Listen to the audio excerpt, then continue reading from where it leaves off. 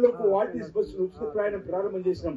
అంతేకాదు తల్లి, ఈ రోజు లెక్కలు తీస్తే 15 రోజుల క్రితం లెక్కలు తీసిన ప్రభుత్వం రేవంత్ రెడ్డి గారు చెప్పిన లెక్కల ప్రకారం, గౌరవ రవాణా శాఖ మంత్రులు పొన్నం ప్రభాకర్ చెప్పిన లెక్కల ప్రకారం 150 కోట్ల మహిళా తల్లులు ఆర్టీసీ బస్సులో ప్రయాణాలు జరిగినాయి.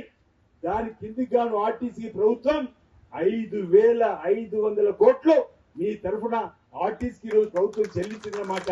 ఈరోజు కొడుకు దగ్గరికి వెళ్ళాలన్నా, కోడలను తీసుకురావాలనుకున్నా, బిడ్డ హైదరాబాద్ లో చదువుతుంది పోయి రావాలన్నా ఈరోజు ఉచితంగా లేదు. వేణు రాజన్నను, కొండగట్టు అంజనను, కొమరేళ్ల మల్లన్నను, భద్రాచలం ఉన్నటువంటి రామును కూడా దర్శించుకుందామంటే ఈ రోజు ఆ తల్లులు బయలుదేరి ఉచితంగా ప్రయాణం చేసి దేవుణ్ణి మొక్కెచ్చేటువంటి కార్యక్రమం మహిళా తల్లులకు ఆత్మ గౌరవం పెంపొందించి కార్యక్రమం చేసిందే లేదా ఆలోచన చేయమని కోరుతున్నా. కొందరు అంటూ ఏం చేశారని నేను చెప్పడానికి ప్రయత్నం చేస్తున్నా. ఇంకా కొన్ని చేసుకోవాల్సి ఉంది. అవును 2005 పెన్షన్ ఇవ్వాలి, అవును పెన్షన్ పెంచుకోవాలి, తప్పనిసరిగా వాటిని కూడా కాంగ్రెస్ పార్టీ మాటిస్తే తప్పది, ఇచ్చిన ప్రకారం చేసే బాధ్యత మాదైన మాట చెప్తా ఉన్నాం. ఎందుకంటే ఖజానా ఖాళీ చేసిన తల్లి, ఖజానా బీరువాలో డబ్బులు లేకుండా ఖజానా ఖాళీ సందర్భంలో ఉన్నంతలో అన్ని పనులు చేసుకుంటూ పోయేటువంటి సందర్భం. అంతేకాదు 500కే సిలిండర్ ఇచ్చే కార్యక్రమం. అంతేకాదు ఈరోజు ఎవరికి కూడా మాట ఇవ్వలేం. సన్న బియ్య పంపిణీ ధనిక పేద తేడా లేకుండా ప్రతి ఒక్కరికి సన్న బియ్యం ఇచ్చేటువంటి కార్యక్రమాన్ని ఉగాది నాడు మొదలు పెట్టాం. 2వ నెల కూడా ఈరోజు గ్రామాల్లో బియ్యం, ఈ 2వ నెల కూడా ఈరోజు సన్న బియ్యం వచ్చిన సందర్భాన్ని ప్రతి నెల కూడా ఇచ్చేటువంటి కార్యక్రమం చేస్తా ఉన్నాం. అంతేకాదు ఈరోజు కరెంటు బిల్లులు ఆ రోజు మాఫీ చేసింది. ఆ రోజు రైతుకు కరెంటు ఉచితం ఇస్తామంటే కరెంటు తీగల్లో కరెంటు ఉండదు, బట్టలు ఆరేసుకోవాలన్నారు. కానీ రాజశేఖర్ గారు మొదటి సంతకం పెట్టి రైతులకు ఉచిత కరెంట్ ఇచ్చిందా లేదా? రైతులకు ఉచిత కరెంట్ మొదలు పెట్టామా లేదా? దాని కొనుగోలు కేంద్రాల్లో ఈరోజు రైతు పండించిన పంటలకు మద్దతు ధర కొనుగోలు చేస్తున్నాం లేదా ఆలోచన చేయమని కోరుతున్నాం. నిన్న నాగారం వెళ్ళిన ఓ రైతుతో మాట్లాడితే మీరు వచ్చిన తర్వాత ఇందిరమ్మ ప్రభుత్వం వచ్చినాక 40 కిలోల సంచికి యథావిధిగా బస్సుతో పాటు తప్ప తాలుంటే మీ కోరిన విధంగా జోకుతారు తప్ప గతంలో 40 కిలోల సంచికి 4 కిలో దోపిక జరిగిందని నాగారు పెద్దలకు ఉన్నారు చెప్పే సందర్భం. ఈరోజు రైతులకు సంబంధించి ఒక మాట ఈ సందర్భంగా చెప్పడానికి కోసం ప్రయత్నం చేస్తా ఉన్నా. రైతు సోదరులకు సంబంధించి ఒక అంశాన్ని మీకు చెప్పడానికి కోసం ప్రయత్నం చేస్తా ఉన్నా. ఇక్కడ ఉన్నటువంటి మహిళా తల్లులు కూడా అందరు రైతులే, మహిళా రైతులే. కొంతమంది వడ్ల కొనుగోలు కేంద్రాల్లో జాప్యం జరుగుతుంది చెప్పడానికి ఇక్కడిక్కడ మరి దగ్గర కూడా 2 రోజుల క్రితం ధర్నా చేసినట్టుగా చూసిన ఏదో ఒక పార్టీకి సంబంధించి గతంలో ఉన్న పార్టీ రైతులందరూ కూడా గమనించాలి. BRS party Nimmapalli cross road దగ్గర జాప్యం జరుగుతుంది కొనుగోళ్లలో, అందుకే మీ రైతుల పక్షాన ధర్నా చేస్తున్నామన్నారు. నేను ఈ వేదిక ద్వారా వాళ్ళని అడుగుతా ఉన్నా, ఈ వేదిక ద్వారా మీరు కూడా ఆలోచన చేయమని కోరుతున్నా. ఈ వేదిక ద్వారా ప్రముఖులందరూ రైతులందరూ కూడా ఒకసారి నేను చెప్పే అంకెల్ని తప్పైతే నేను దేనికైనా సిద్ధమనే మాట చెప్తూ ఈ రోజు ఇక్కడ కొన్ని 2 అంశాలు చెప్పే ప్రయత్నం చేస్తున్నా.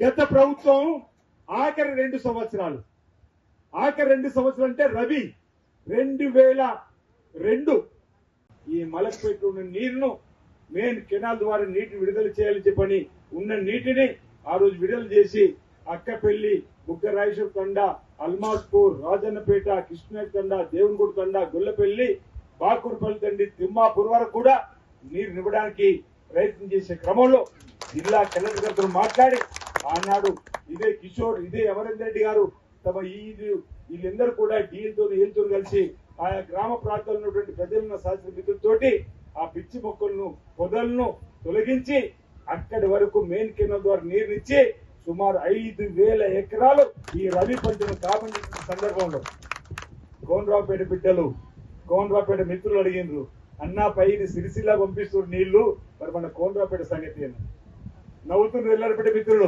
అన్నారు ఆ రోజు ఎల్లారెడ్డిపేటకి ఇచ్చిన సిరిసిల్లకు మా కోనరావుపేటకి ఎందుకు ఇస్తున్నారని చెప్పని ఇక్కడ రైతులు అడగగానే కలెక్టర్ గారితో కూర్చొని మాట్లాడి ఏం చేద్దామని చెప్పని సమావేశం అయినప్పుడు మేము పనిచేసే తత్వం ఉన్నటువంటి వాళ్ళం, కష్టపడేటువంటి వాళ్ళం, ఎక్కడ ఎవరికి ఇబ్బంది ఉందంటే ఆ ఇబ్బందిని అధిగమించడానికి కోసం ప్రయత్నం చేసేవాళ్ళం.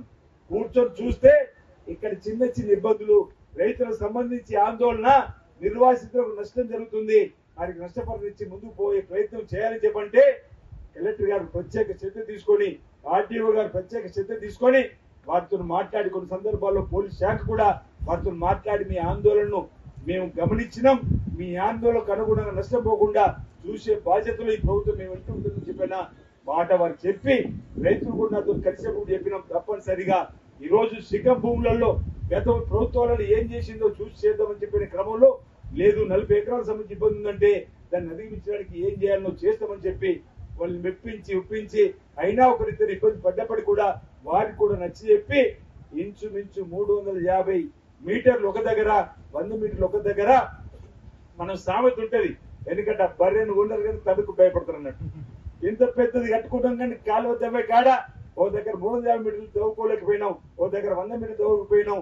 ఆ రైతులతో మాట్లాడి మెప్పించి ఒప్పించి ఈ రోజు దాంతో పాటు మారు పాక దగ్గర వరకు కూడా ఇంచుమించు 12 కిలోమీటర్లు ఉంటే మలక్పేట నుంచి కనగత్తి, నాగారం, పల్లిమక్క, సుద్దాల, రామన్నపేట, మారుపాక వరకు కూడా ఒకవేళ ఈ నీరు ఈ విధంగా కిందికి పోతుంటే ఈ మలక్పేటకు 858 ఎకరాలకు సాగునీరు అందబోతుందని చెప్తా ఉన్నా. కనగత్తికి 1748 ఎకరాల సాగునీరుకు దోకా లేకుండా ఉండే కార్యక్రమం, నాగారానికి 822 ఎకరాలు, పల్లి మక్తలకు 1113 ఎకరాలు, శుద్ధాలకు 2555 ఎకరాలు, రామన్నపేటకు 1311 ఎకరాలు, మారుపాకకు 1000 ఎకరాలు. ఈ విధంగా ఈ కాలువ ద్వారా మనం చేసుకున్నట్టయితే రైతులకు ఎకరాలలో రైతులకు పంటలు పండించుకోవడానికి నీరు ఇచ్చిన అవుతుంది. కాబట్టి ఆ రైతు సోదరులు విజ్ఞప్తి చేసి ఏ రైతుకైనా అరికాలుకు ముళ్ళంటిన పంటితో తీయాలని సంకల్పంతో ముందుకు పోతున్నటువంటి మేము ఆ నష్టపోయిన రైతులకు కూడా ఏది విధంగా సహకారం అందిద్దామని కృత నిశ్చయంతో నేను కలెక్టర్ గారు మెప్పించే కార్యక్రమం చేస్తుంటే ఇంకా ఒకరికి ఆందోళన వాటితో కూడా పోలీసులు చెప్తే తప్పనిసరిగా మాట్లాడదాం.